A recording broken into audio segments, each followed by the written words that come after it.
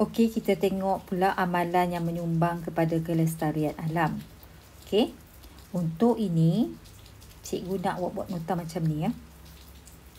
Okey, macam ni. Simple je. Tulis kat tengah tu amalan melestarikan alam. Kemudian awak buat peta minda lah. Okey. Buat kotak-kotak ni. 1, 2, 3, 4, 5, 6, 7. Okey, kita tengok setiap satunya. Tuliskan perkataan yang cikgu gariskan warna merah tu saja. Sebab kita nak ayat yang pendek. Okey, pengangkutan mesra alam.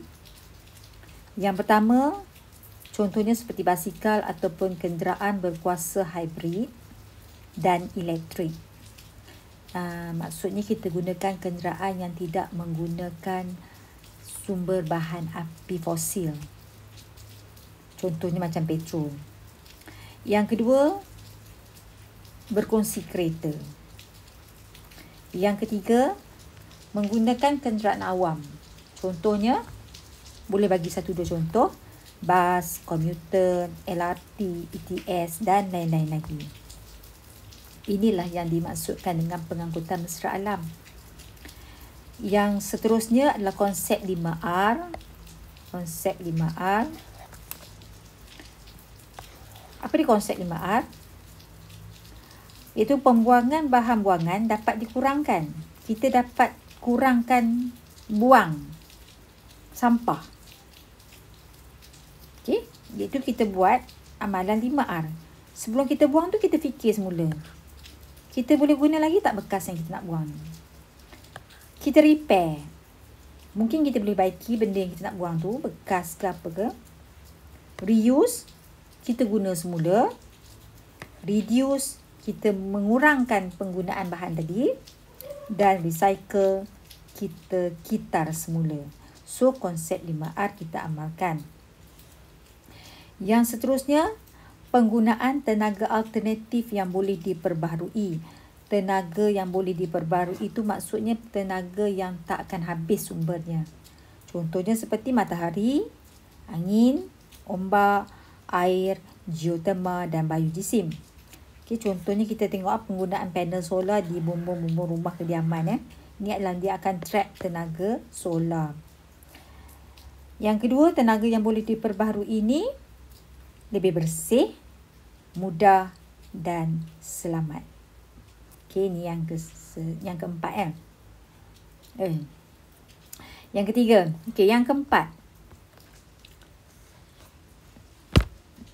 Penjimatan penggunaan tenaga. Kita cuba berjimat dalam penggunaan tenaga. Gunakan tenaga elektrik secara berhemat. Berhemat contohnya, tulis contoh, jangan lupa tulis contoh. Contohnya menutup suis elektrik apabila tidak digunakan. Ini adalah untuk mengurangkan pembebasan bahan pencemar seperti gas karbon monoksida. Yang keempat. Yang kelima, pengurusan sisa domestik dan toksik. Untuk urusan sisa domestik dan toksik, ini diberi kuasa kepada Jabatan Alam Sekitar. Jadi, Jabatan Alam Sekitar ni, setelah diberi kuasa, dia akan menyelaraskan aktiviti pembuangan sisa buangan, menetapkan had maksimum pengeluaran sisa buangan, mengawal pelesenan jenis bahan buangan, kandungan, jumlah dan kesan bahayanya. Ini adalah di bawah Jabatan Alam Sekitar. Yang kedua, menjalankan upcycle bahan. Sisa dapat mengurangkan sisa buangan ke tempat pelupusan. Apa maksudnya upcycle bahan? Bermaksud menukarkan bahan yang lama tadi kepada sesuatu yang lebih baru, kepada sesuatu yang baru, cantik dan kreatif. Ini dapat mengurangkan pembuangan sisa buangan. Contohnya seperti botol-botol mineral, contohnya. Botol-botol sabun ke, deterjen ke, kita boleh gubah dia jadi bentuk yang lebih cantik dan baru. Contohnya kita buat pasu bunga, kita buat replika, ataupun tayar-tayar kenderaan, kita boleh potong, buat tempat letak pasu bunga dan macam-macam lagi. Seterusnya, kawalan biologi, iaitu mengawal populasi haiwan perosak dengan menggunakan musuh semula jadinya. Contoh jangan lupa tulis. Saya nak tulis contoh. Burung hantu sebagai kawalan biologi di ladang kelapa sawit untuk mengawal populasi tikus. Ini dapat mengurangkan penggunaan racun serangga. Dan seterusnya, yang terakhir, penjimatan penggunaan air.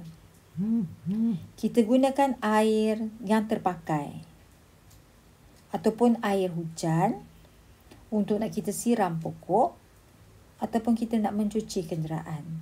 Okey, ini adalah langkah-langkah penjimatan air. Okey.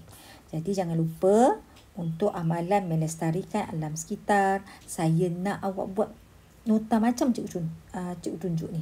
Okey. Itu saja sebelum kita tengok topik yang lain pula.